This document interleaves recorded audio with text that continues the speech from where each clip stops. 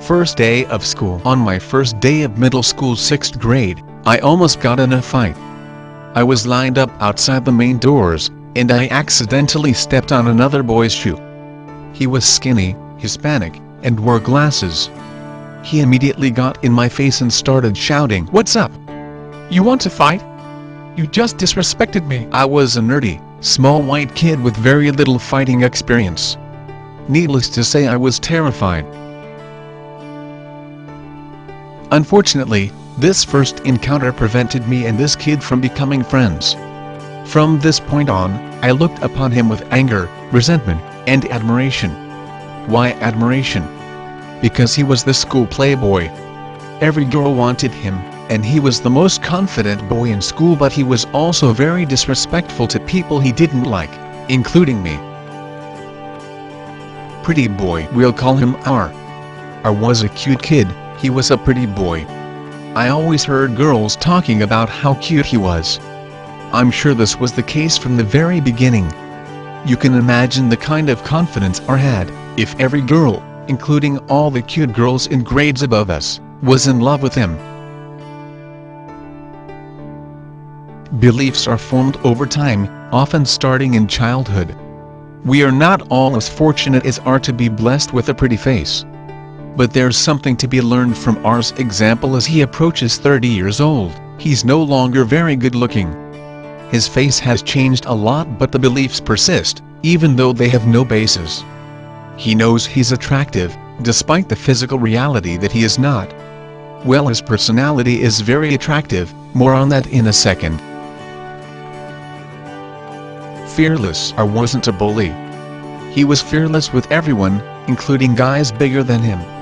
He wasn't the smartest academically, but he was respected by all the kids, including the toughest thugs. I personally saw him get into several fights over the 3 years of middle school. I saw him face off with big black dudes twice his size, and start swinging fearlessly. He was fearless in general. He smarted off to teachers, and was always in trouble, but he never stopped smiling or enjoying himself. He didn't care if he got sent to the principal's office. He did what he wanted, and was often suspended.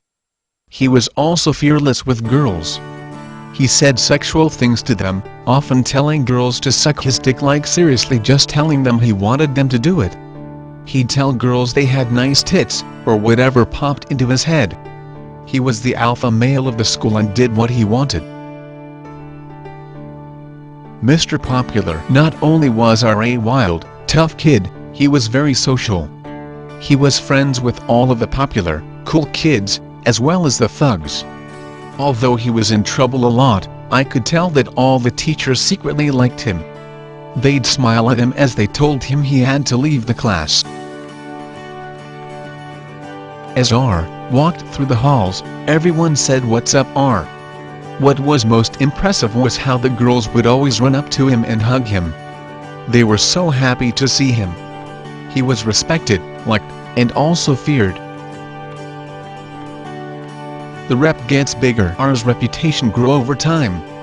He lost his virginity very early, and dated a lot of girls, including many girls 2 and 3 years older than him. He always dated the most attractive girls, and had sex with them. I'm pretty sure he was having sex with girls by 7th grade. Over time, R became notorious for sleeping with all the girls. You'd think that this would have turned girls off, but in fact, it made them want to sleep with him even more. They heard stories that he was good in bed, and they wanted to try because R's reputation was that of the sex guy, the guy that girls could fuck, with no strings attached, and also because he was very high on the status ladder, girls jumped at the chance to be with him. R lives a pretty normal life now.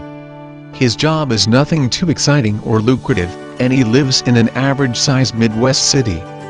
But he continues to sleep with hot women, and is extremely well connected socially.